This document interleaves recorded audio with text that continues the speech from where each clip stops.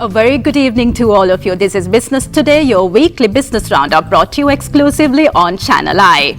We are ready to start yet another episode of Business Today, where we bring you key business personalities for discussions along with stock market updates and detailed evaluations of certain sectors in the financial market. So let's start our program for today with Business Personality segment.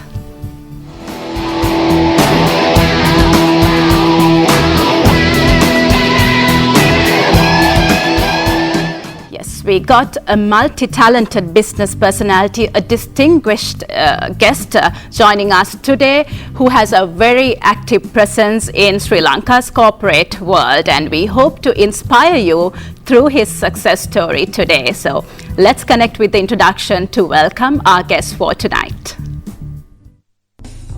Dr. Harsha Cabral.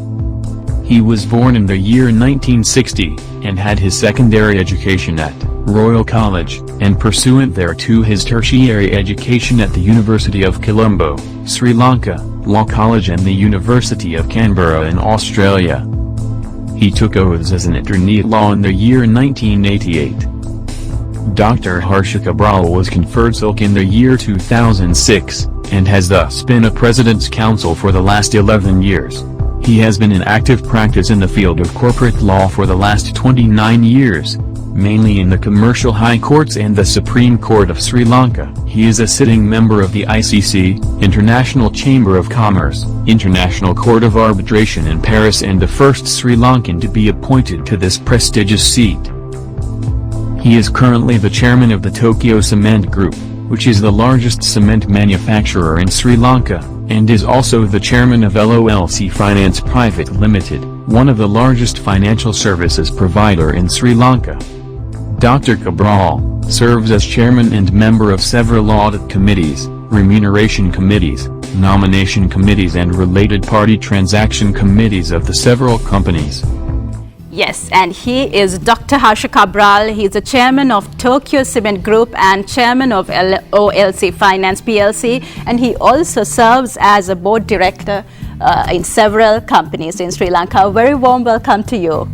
Thank you, Disanka. Thank you for the invitation. Okay, first let me ask this question. Generally they say if you are a jack of all trades, you become a master of none. But in this case, you are a master of many, as you have excelled in many areas, many areas. So how did you specialize yourself in such diversified areas? As was this your original passion to be what you are today? Firstly, I must say that I wouldn't call myself master of any particular field. It so happened that I have got into particular areas where I have specialized. But initially, I must say that I didn't have any major, expectations or whatever. And as a student, maybe we were born in the 60s. That was a totally different era, where there were no mobile phones, computers, iPads and iPods. So we had a fairly natural way of being brought up. So the change happened maybe towards the early part of my 20s. Because I must say that the maturity hits you at one particular point. Maybe after my mom's death when I was about 22, that changed the whole concept of my outlook in life.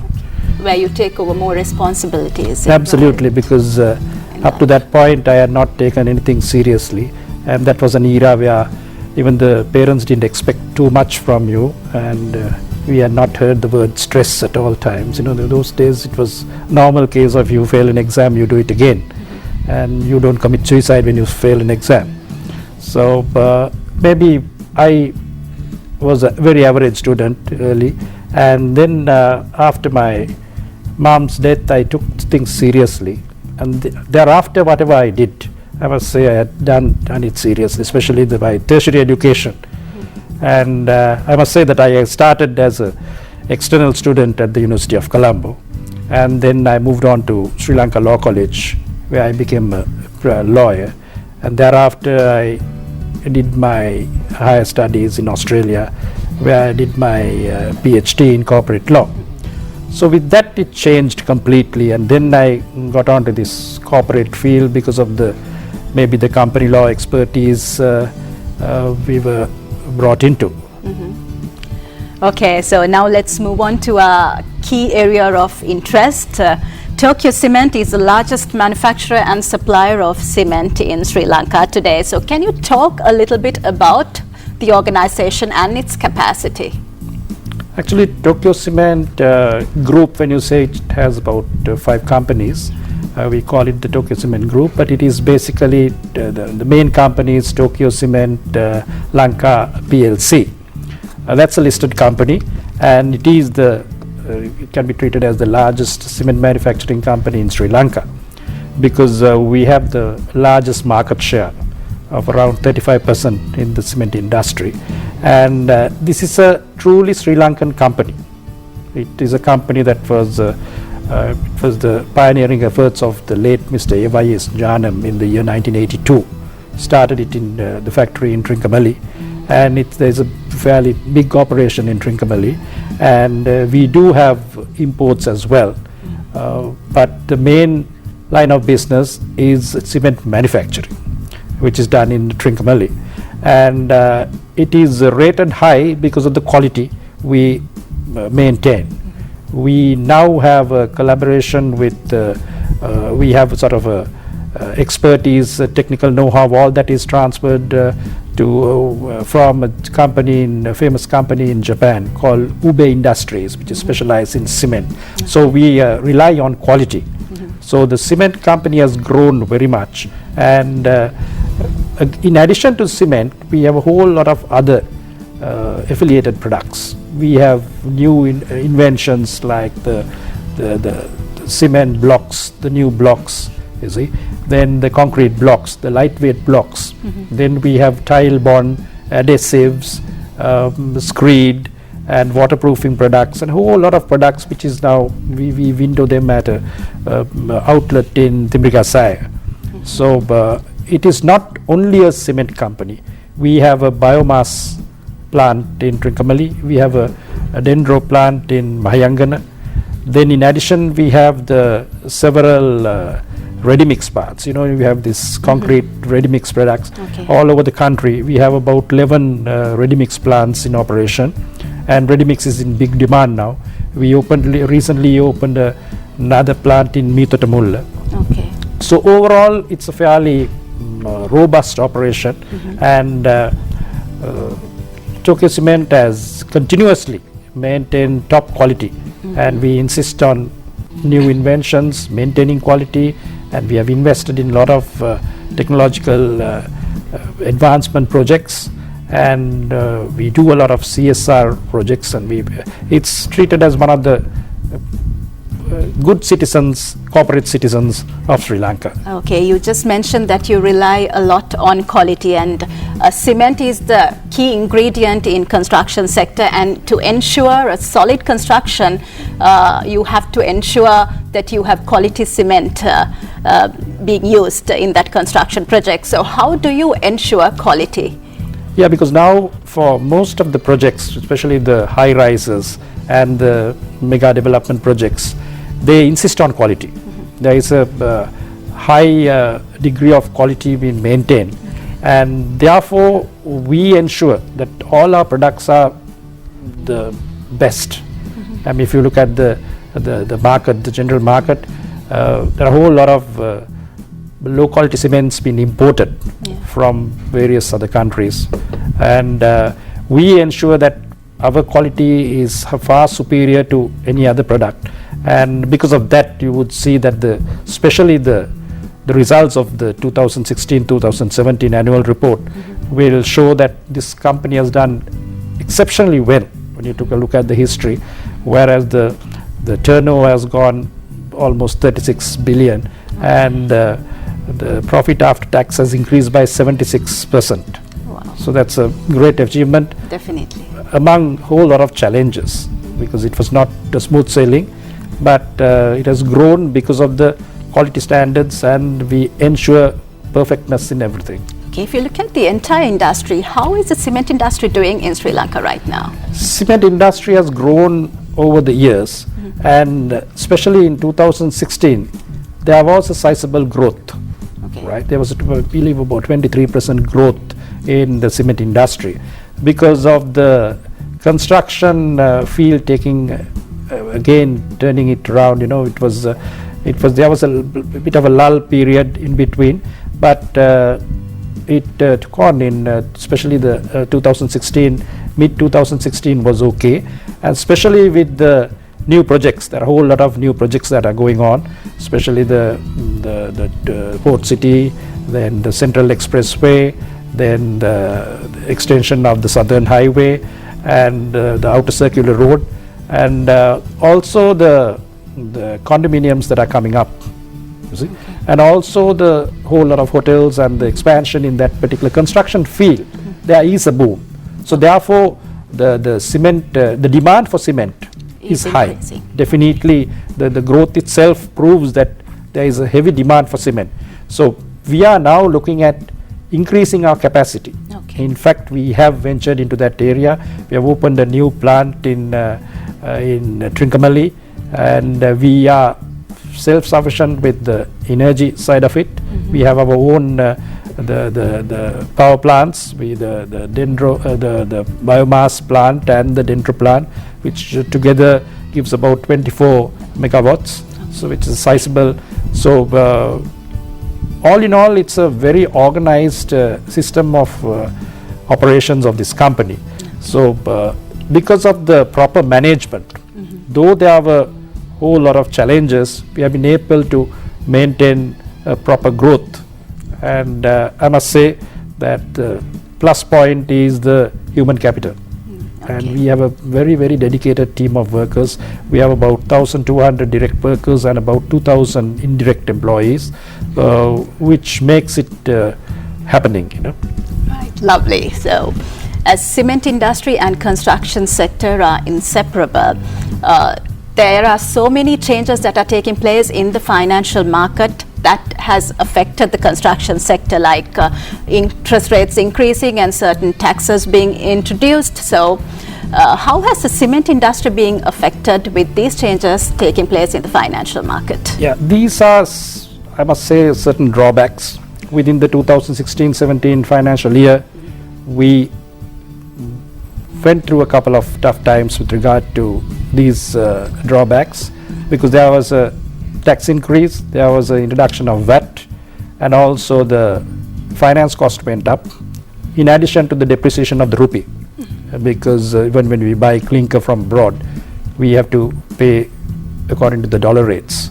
So the cost of production definitely goes up, but unfortunately, just because the cost of production goes up, we can't increase the price of the bag of cement, because cement price is regulated by the state. Okay. So once it is regulated, unless it is changed by the government, as and when the price goes up, we can increase the price. So those have been taken into account, and with proper management, with proper financial controls and controlling the administrative expenses, so on and so forth, the company has been able to survive even during the bad periods. But I must say, we have gone through worse periods, because from 83 there was the 30-year war, and our factory was in Trincomalee. So during that period, it was a fairly difficult task for production of cement, transportation of cement. So even in Trinco now, we have our own, we have the ships which brings clinker, and we are doing a lot of expansion in the plant portfolio, and a whole lot of mechanisms have been introduced to see that there is definite growth and company is on proper track. Okay, now I will ask you a different question. As you are serving as an independent director in several public quoted companies, what is the role of an independent director? Well, the role of an independent director comes from the securities regime, right? And under corporate governance, you would see that under the corporate governance rules, there are mandatory requirements, but the mandatory role that is brought in the Sri Lankan corporate governance sector is very minimal. It says that there should be X amount of independent non-executive directors on public listed companies. In addition to that, they say that you must have certain committees like audit committees, nomination committees, remuneration committees, so on and so forth. Okay. So the corporate governance mechanism which is mandatory is very minimal. Okay. So one such mandatory requirement is to have independent directors on public listed companies. Okay. Now when you say independent non-executive directors, they say you must have at least 1/3 of the board should consist of independent directors. Right? Okay. So all the PLCs, public listed companies in Sri Lanka, maintain that, and they have to comply with that. And though there are other mechanisms in corporate governance where a whole lot of other good governance concepts are brought in, but this independent director mechanism has come with the mandatory code. Okay. And the role played by the independent director is mainly to ensure that proper corporate governance mechanisms are maintained in the company, that the company is properly managed, there is good governance, transparency in management, so on and so forth. Because the independent non-executive directors don't get involved in the day-to-day running of the company, because there are executive directors to run the company. Okay. But when you sit as an independent director, you can see how the company is performing.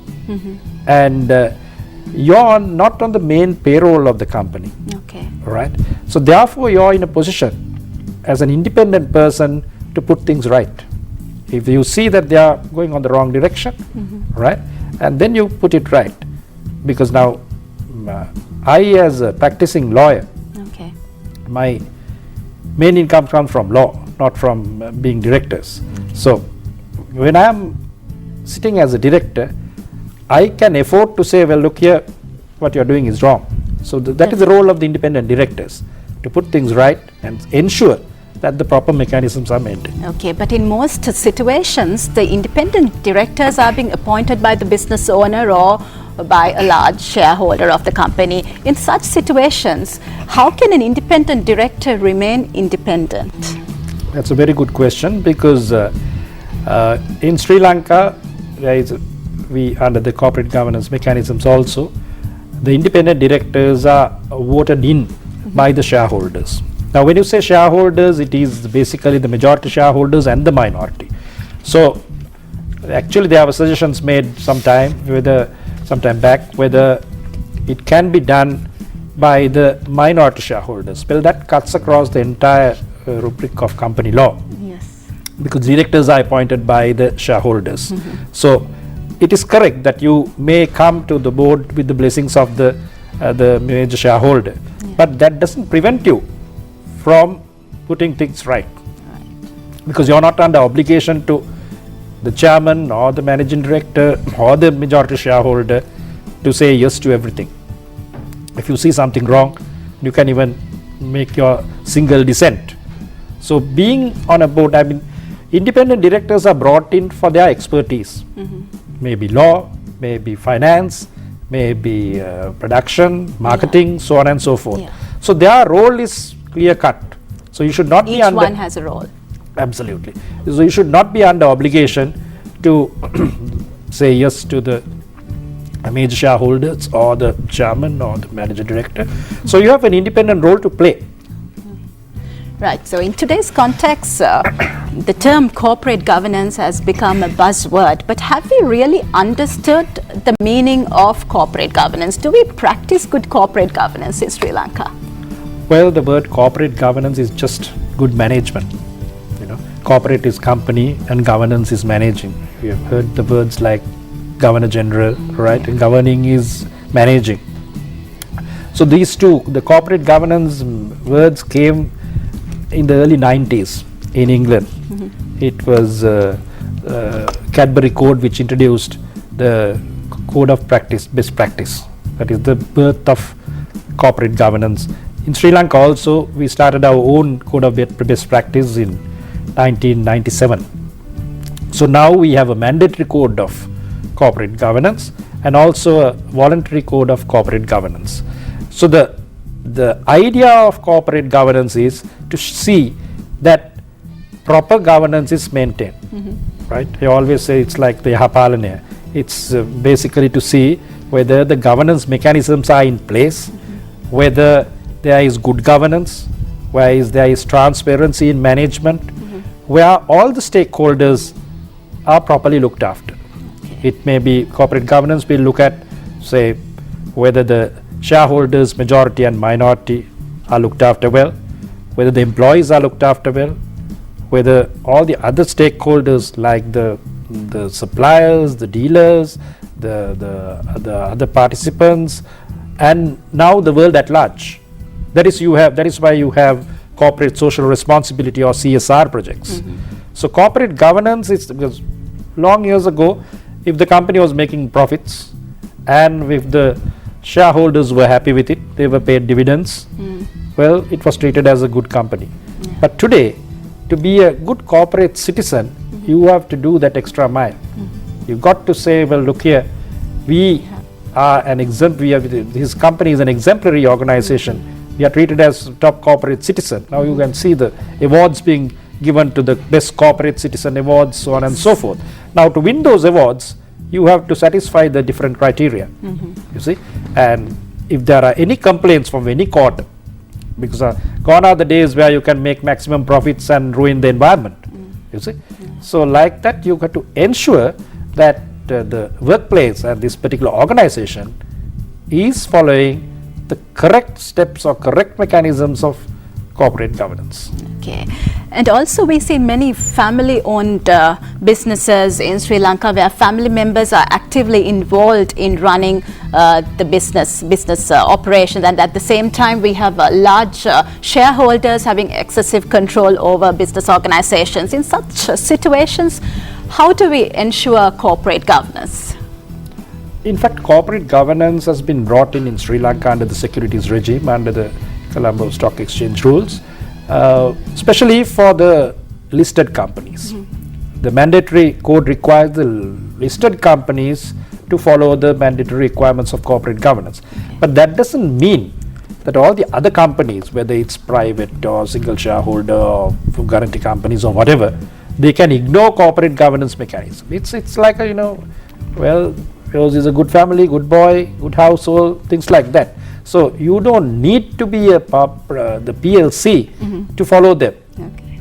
I mean, I always, when I teach my students on corporate governance, I say it's like the 10 Commandments or the Atasil law, Dasasil law, whatever.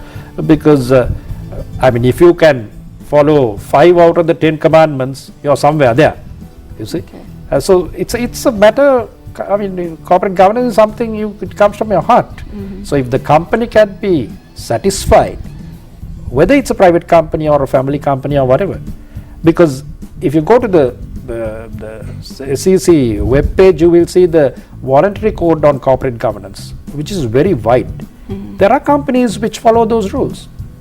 They are not compelled. There is no compulsion to follow them. You don't, because if you are not a public listed company, you don't need to follow any of those. Yes. But that doesn't mean you can just ignore it. Well, if things are good, why not follow it? I mean, you can see during the tsunami, during the floods, there are so many companies that come forward and do all these good things. Yes. Right?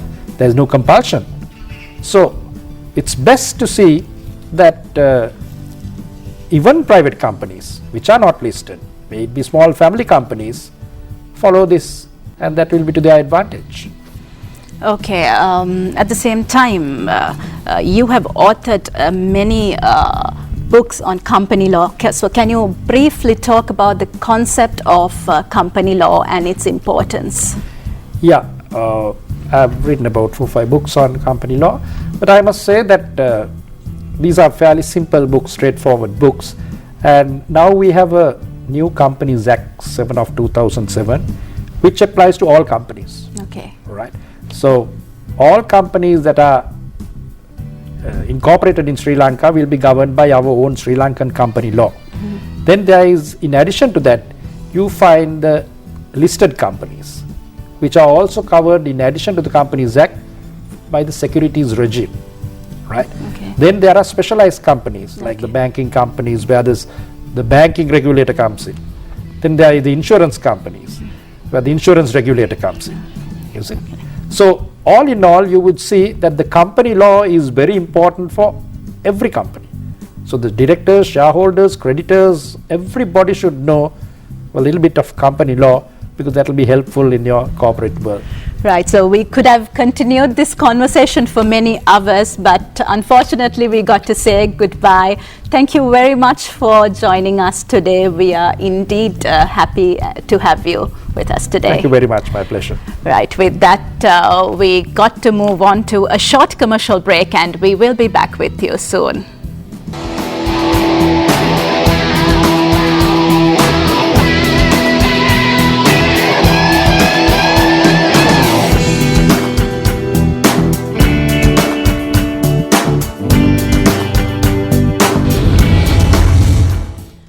Yes, welcome back to Business Today, and we are ready to move on to we are ready to move on to our next segment for today. As investments can take place in several forms, we wish to draw your attention onto one form of an investment, and that is the investment that would take place through money market funds. So let's connect with the stock market team to proceed further.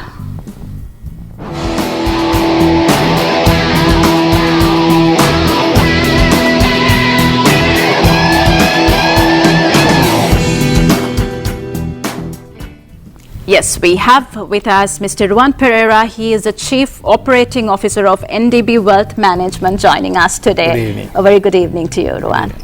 Yes, first of all, can you explain us about the term money market fund? What is a money market fund? Well, a money market fund is very much similar to a savings account, and it's a pooled investment scheme where you collect money from individuals or corporates or from any investors, and then invest in money market instruments, which is instruments or instruments or securities which has maturities less than 1 year.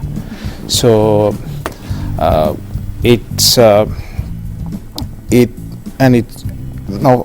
have you invested in? Do you have an understanding of what kind of returns you get in a savings account? Yes, we do. What kind of saving?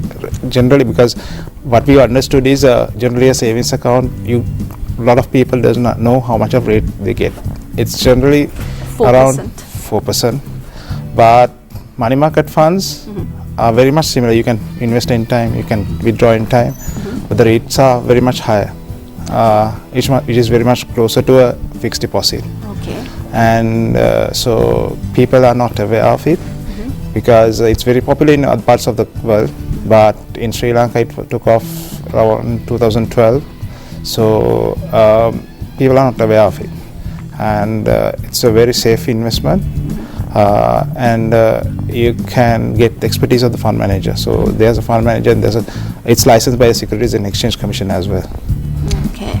So we have different categories of investors investing in the financial market. Yes. So out of all of them, who should consider operating in a money market fund? Well, money market fund, you can, it's even individuals and corporates both can invest. Okay. And it's ideal for even for kids savings, because generally Is it open for any segment? any segment. Okay. And if you look at kids, generally you have one or two options, because it's kids savings accounts most probably. But and that's the rates are around 6 to 8%. But money market, and you consider long period of investment, say for 10 to 18 years, if you can get at least 1 or 2% extra income on that investment for a kid, it can go a long way. And generally people doesn't know about it. And even for individuals, it's very good investment, because it's tax-free and it gives very good rates, and it has the convenience. For example, now if you are having a bank account, you are tied only to that bank, but you need to say, if you want to open a savings account, say if there's another savings account which gives a high return, you have to go to that bank and get another ATM card and all those things. But when you have a money market account, you don't need to do all those things, because generally they will have a collection account with many banks. You need to go and deposit money to that bank, and then when you want withdrawal, it will be transferred to your own bank account. which you can use your ATM card and withdraw your money. So you don't need to take another ATM card and take it in your wallet. So it's very convenient, and for corporates it's very good, because a lot of people, what you see is like they keep money in their current account or savings account unnoticed, and sometimes they also, if you don't have let's say if you are decided like whether to invest in a fixed deposit, whether to buy a land, they just keep money in a savings account or current account for a shorter period. And in those instances, it's very good to invest in a money market account, because you get a good return. For example, if you have 1 million, 1% for 1 million is 10,000 rupees. So that's the extra income that you are getting for 1 million. Yes. So just imagine you keep money in a savings account and you keep money in a money market account, you'll get at least 6% extra income. So that's about 60,000 rupees for 1 million. Okay, so for kids, is there any withdrawal restriction in Yes, terms of kids age? can't withdraw until 18. Okay. It's the same as normal account, but the beauty is like you're getting extra income, and that extra income can decide whether kid is going to go, can go to a foreign university or a local education, actually on a long period. And again, if your investment amount increases, the extra income that you get is also increasing. Because for example, for 1 million you are getting extra of about 50,000 rupees. If it's 2 million, it's about 100,000 additional income. Okay, so can you talk about the benefits an investor would receive by investing through a money market fund? It's convenience, tax-free, and then they can do their financial planning. And one more thing, you have many money market accounts, like they can select based on their risk appetite and their preferences. For example, there are money market funds which invest in pure in government securities. So it's basically default risk is zero because it's government securities. Then there are money market instruments, funds which invest in corporate debt paper, which is not accessible for a normal person, which might give better rates. And then there are money market funds which are investing in Islamic. There are Islamic money market funds, so which is not accessible for normal person. So the options are great. So people have a lot of benefits, like especially on the rate and the safety, because you get a expert fund manager service, and these money market funds have a diversified investment underneath below that. So your default risk is very low. Okay. So what kind of a return an investor can expect from a money market fund compared to all other options available in the financial market? Well, generally, historically, it gives about 4 to 5% extra return to savings account. So currently, it goes around 10 to 11%, which is very much significantly higher than a normal savings account. Okay, why isn't this product so popular in Sri Lanka with all these benefits? It's kind of, I think it's only available at the moment in the Western Province, Colombo and other suburbs, because it's about advertising. Because if you advertise and if you try to distribute too much, then the costs go up, so the returns will come down. And so it's picking up, it's getting popularized. So I think awareness is being built, and you can see advertisements going in newspapers, going in so many other media. So it is catching up, and because it will give another benefit is it will give access for corporates for good free money, low rate money, because whatever the money that is collected will be invested in various instruments. So the financial market will benefit at the end. Okay, at the same time, how safe is this investment? It's very much so, because each fund has a trustee. So trustee will take care of the interest of the individuals or the investors. So for example, if you go to a financial institution and you deposit, you need to evaluate the credit risk of that institution. You're not sure whether if you get if that company defaults, whether you'll receive money. And in the history you saw that kind of situations. So that kind of uncertainty might be there. And here what happens is, when you invest, it's diversified in pool of underlying instruments, and each fund can maximum invest in one single instrument to 15%. So at least you need to have 6 or 7 instruments to be invested. Then the trust, now for example, if the fund manager because fund manager is just an outside party, trustee takes care of all the interest of the individuals, and it's with the funds are in the hands of the trustee. So even if fund manager goes away, then you can go to the trustee and collect the money. So it's that kind of safety that's and I think money market funds have been the mutual funds, that's basically the unit pools investment structures, have been there for the last 20 years. None of the funds have gone default. So it's one of the well tested structure. Unfortunately, it was not taken, it didn't take off so as expected, but it's catching up now. So safety wise, that's the safety of the structure, and it's regulated by the SEC, Securities and Exchange Commission supervises it. Then some of the instruments, most of the instruments in money market funds are very safe because the maturities are less than 1 year, and it accumulates costs. So that safety is there, and it's always less than 1 year. It's always less than 1 year, and there's another feature that I need to add. If you invest in a savings account, your interest is credited at the end of the month. Here you can see your money growing up daily. So your interest is, or the return is credited on a daily basis. You can see your investment grow.